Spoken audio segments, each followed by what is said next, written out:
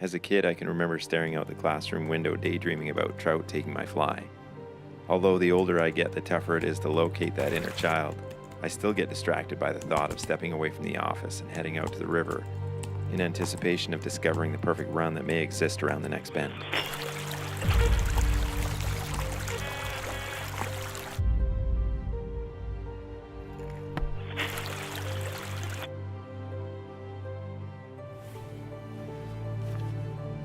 I think every time you fish a place you haven't fished, you want to know, you want to see more water, and you want to know what's around that, and I would say proverbial next bend, but you want to know what's around that next bend because maybe that's the best pool in the river.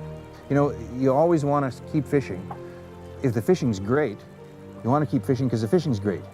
If the fishing is lousy, you want to keep going because it's bound to improve.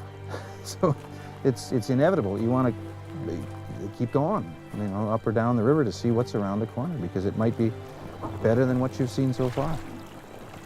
Every trout stream I've ever fished does this to me.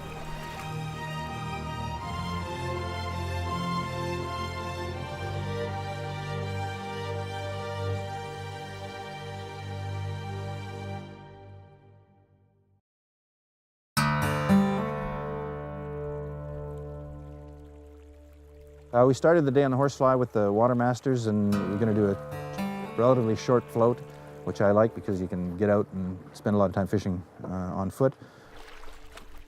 So yeah, Jim and I, we after pumping up the Water Masters, and you know, it was a super cold morning. So you know, rowing with the Water Masters, the hands were cold, and stepping into the water after we'd get to shore, the body was, you know, it was feeling quite cold, and it was overcast. But we found some spots, and it's funny because normally when we're fishing for trout, you know, we're looking for that structure.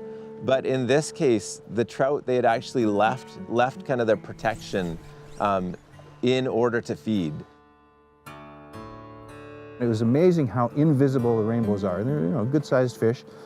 I eventually realized that the only way I could occasionally see a rainbow was if they were moving, you could see their shadow. But the fish, it's like they were, almost like they're transparent. They're exactly the same color as the bottom.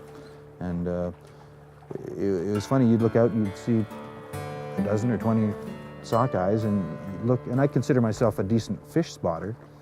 And I'd look out and that's all I could see. And you'd fish through there and, you know, we'd catch maybe 2 or 3 rainbows that were there with them, and who knows how many more were there that we didn't catch.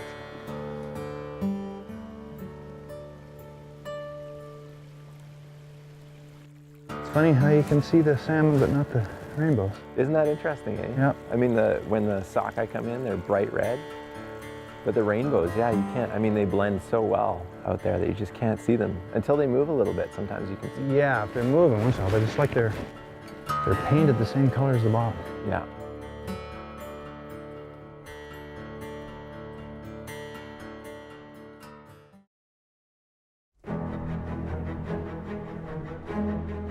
I think one thing that's really striking me about this river is that, you know, the fishing is really good today.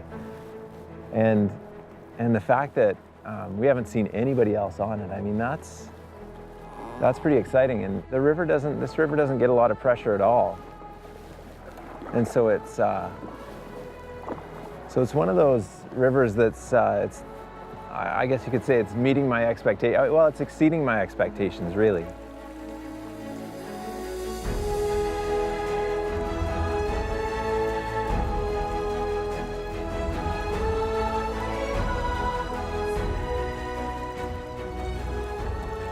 So throughout the day, like, I mean, the sockeye, they're a brilliant red, right? So it's like, oh, there's a sockeye. You can just see them out in the stream, although this year wasn't a strong salmon run.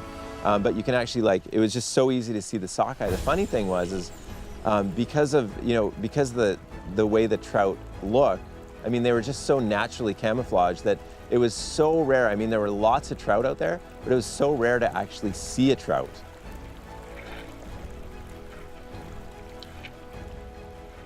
It seemed to be a matter of getting into the right spot. It was funny because we'd pull into a spot where there was some spawning salmon, and Derek would fish from the edge, and he'd like catch 4 fish in 10 minutes, and I'd be 30 yards upstream and didn't catch anything.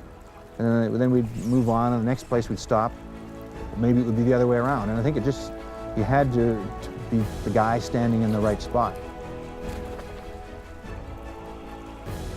You're always anxious to get going when you start a day of fishing.